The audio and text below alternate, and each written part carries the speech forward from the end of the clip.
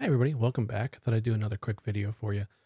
This one on a topic that I've seen in the news media a little bit as of late, although not in the most recent couple of weeks or months. But I thought it was something that would be interesting to discuss. And that's basically the question of is there a political bias, specifically a liberal bias? My mouse will come back in the tech sector.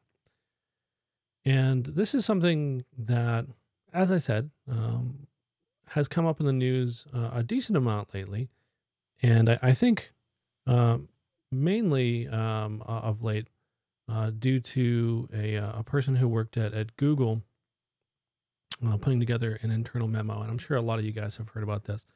And then I believe he was let go due to this memo. And it basically was talking about women in the tech sector and sort of differences between, men and women and their sort of interests in technology. And I'm not going to get into the details of the memo or, any of my politics or things like that.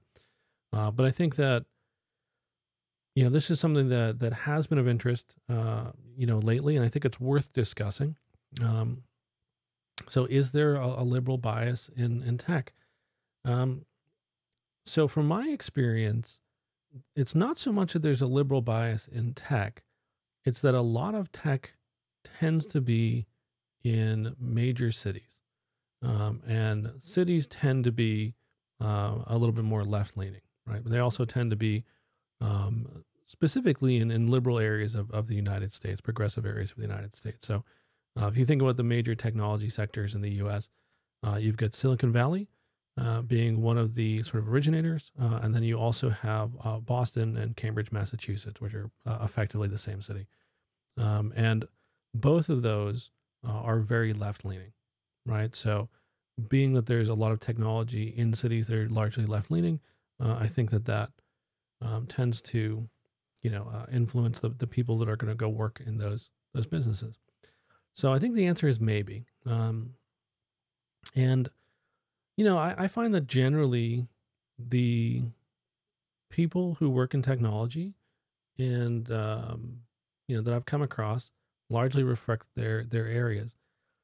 And this is something I can back up with personal experience. With my job, teaching and lecturing and doing consulting, I've traveled all over the United States, from Minnesota to Alabama to Silicon Valley to New York to heck, Hong Kong to Buenos Aires. I've been all over the place. But when we're looking at the U.S. sort of specifically and the tech sector in general in the U.S., um, I find that the people tend to reflect the area around them. So when I'm in Alabama and I'm teaching a class, and I have done that. That I was, the NASA's Marshall Space Center is down there. I taught a class down there. And largely the people who work there tend to lean more right than other folks, because generally the area tends to lean more right. Now I think that scientists generally lean a little bit more left. So depends on what your role is. So I think IT generally in those areas is sort of a mix between the two, but predominantly they reflect their area. If I'm teaching a class out in Silicon Valley, which is you know, um, 30-minute, 45-minute drive, depending on traffic, to San Francisco, well, the people who are generally going to be working in those sectors are oftentimes going to be a lot more progressive and liberal than there would be in other parts of the country. And again, I think it's just generally sort of a reflection of their area. But if I had to go categorize any sort of lean, any sort of tendency generally in the IT sector, it would neither be left nor right. It would actually be on the libertarian sort of authoritarian axis. And this is something that it's not really specific to tech, but I think it's kind of interesting.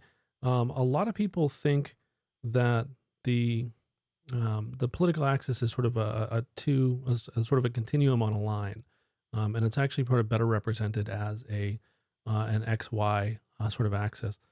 Um, if I go jump over to another monitor over here, jump back to my main monitor. And we can pull this up. This is a graphic I got from Slayerment.com. You can check this out if you're interested. And basically what it is an axis where we have social freedom and economic freedom, and then we have government control, right? So basically, how much control does the government have over your life? So if you look at social freedom, liberal tends to be more socially free, conservative tends to be less socially free, but they tend to believe more in economic freedoms. Libertarian tends to be less government control, which basically gives you more social freedom and more economic freedom. Authoritarian is the opposite of that, where you have less, social freedoms because you have more government control and you have less financial control. So it's not as simple as sort of a left-right axis. I think generally most of the folks that I know and I've worked with in tech have been sort of up here in the sort of libertarian area, and that's sort of generally. There's a big sort of bias towards encryption and especially in the Unix side of the world, right? There's the whole open source ethos.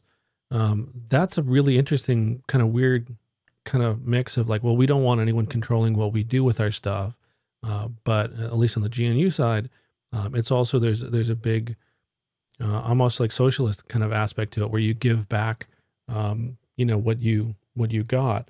So it's not as simple as all of that, and I think that sort of that XY axis sort of fits a lot better. And if I do a quick search for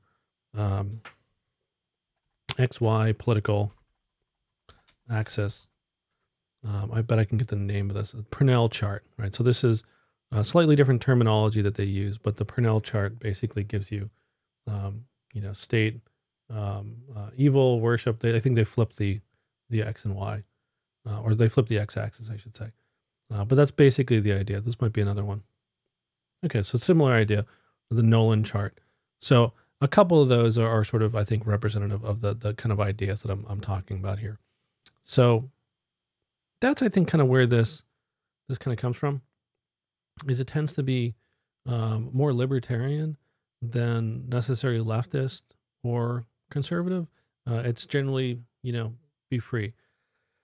But I think a better thing is generally just try to avoid politics at work in general. One of the things that I've found, and again, I travel all over the place. I'm in classes where people have similar political opinions than me, different opinions than me.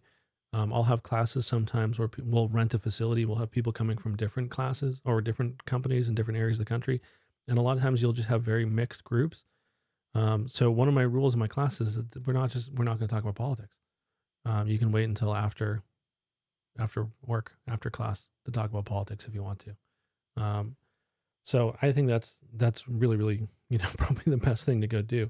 If I have to talk about politics at work, generally what I'll do is, regardless of my opinions, I will categorize myself as an independent. So I'm going to say that I'm independent. And then if we're going to talk about specific issues, we'll try to not get roped into those, but if we have to, then we'll talk about them. But generally speaking, I try to go represent myself as an independent, and largely I am. But I don't want to offend anybody. I don't talk about religion at at work either. I'm fairly secular, but it's just not a good idea to bring it up. Like, why would we, risk offending somebody? So, I think that largely just kind of goes under the general category of be nice to people. That good old Bill and Ted philosophy, be excellent to each other. Don't make people uncomfortable, and try to avoid it. Obviously, if you see something that goes against your morals, if you see somebody being discriminated against and you feel that this is something that you cannot stand by, then be true to yourself. Work is, it's only one part of our life. And I always think that's another good reason why you always want to have and this will probably demonetize the video, but you always want to have an oh shit fund. or a fuck you fund, depending on how you want to go say it. But the idea is you have some lump sum of money that you save over time. Instead of buying the brand new car, instead of buying the other cool thing, you have this nice lump sum of money, so that at any given time, if it comes down to it, you can walk into your boss's office and say, "Fuck you, I quit." Right? Now, hopefully, you won't ever have to go do that, but having that chunk of money aside and available is really really useful. Um, you know, I think the corporate world is much more careful about things like discrimination and such. But let's say you saw somebody being discriminated against, and you said, "I'm not going to work somewhere where that's going to happen." You can put your foot down. You have the option to go do it. So I mentioned this before, but I think generally cities and population centers just lean liberal, and the rural areas lean conservative. So if I'm down in North Carolina, I'll find people tend to lean a little bit more right. If I'm over in Silicon Valley, then people lean a little bit more left. But honestly, I think it's much more on the up-down part of the axis in terms of freedoms. So be nice to each other. Don't bring up politics at work. Um, leave that for after hours. That's completely fine to talk about politics. And what will happen is generally you'll become friends with people at work. So you will have some of the people that you will be fine talking about politics and all that kind of stuff with. But don't do it on a day-to-day kind of basis, and don't do it with everybody. I think a good rule of thumb is, if you're comfortable going out to dinner, having them over at your house, or maybe going out to the bar and grabbing a drink with somebody, it's okay to talk about politics. But generally leave it to when you're at your house, when you're, at the bar, or when you're hanging out, talk about it then. So hope that was useful. I'd be interested to hear your experience with workplaces, and whether you feel that you've been marginalized for your political opinions, or whether you fell somewhere that you didn't want to talk about opinions, or whether you work with coworkers who talk about it all the time, and you're like, dude, I don't want to hear about this, things like that. Let me know what your experience has been like. And if you've enjoyed this video and you want to hear more things about technology, IT careers, and Linux administration, click the subscribe button down below, and I'll see you in another video. So have a great day.